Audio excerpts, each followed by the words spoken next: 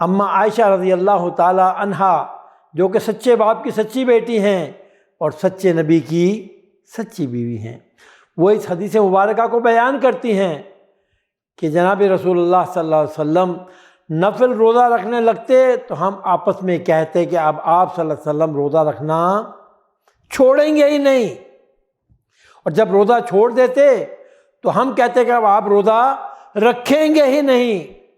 میں نے رمضان کو چھوڑ کر رسول اللہ صلی اللہ علیہ وسلم کو کبھی پورے مہینے کا نفلی روزہ رکھتے نہیں دیکھا۔ جتنے روزے آپ شعبان میں رکھتے میں نے کسی مہینے میں اس سے زیادہ روزے رکھتے آپ کو نہیں دیکھا۔ اسی طرح آپ صلی اللہ علیہ وسلم کے بڑے پیارے صحابی حضرت اسامہ بن زید رضی اللہ تعالیٰ عنہ وہ بیان کرتے ہیں کہ میں نے عرض کیا اللہ کے رسول صلی اللہ علیہ وسلم جتنا میں آپ کو شعبان کے مہینے میں روزے رکھتے ہوئے دیکھتا ہوں اتنا کسی اور مہینے میں نہیں دیکھتا۔ حیرت کا اظہار کر رہے ہیں۔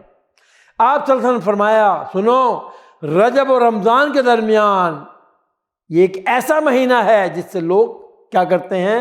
غفلت برتتے ہیں۔ یہ ایسا مہینہ ہے جس میں آدمی کے اعمال رب العالمین کے سامنے پیش کیے جاتے ہیں۔ تو میں چاہتا ہوں کہ جب میرا عمل اللہ رب العالمین کے روبرو پیش ہو تو میں روزے سے ہوں۔ اللہ اکبر۔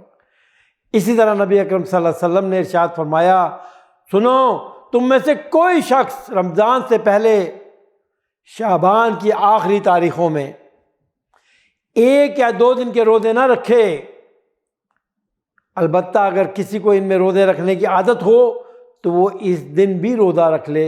آپ صلی اللہ علیہ وسلم بات کیوں ارشاد فرما رہے ہیں؟ اس لیے ارشاد فرما رہے ہیں کہ رمضان بڑا عظیم الشان مہینہ ہے۔ اللہ کے نبی چاہتے ہیں کہ اس کا استقبال طاقت، ہمت اور توانائی کے ساتھ کیا جائے کہ جب رمضان شروع ہو تو آدمی توانا ہو، تندرست ہو، ایسا نہ ہو کہ شعبان میں روزے رکھ کے وہ کمزور پڑ جائے۔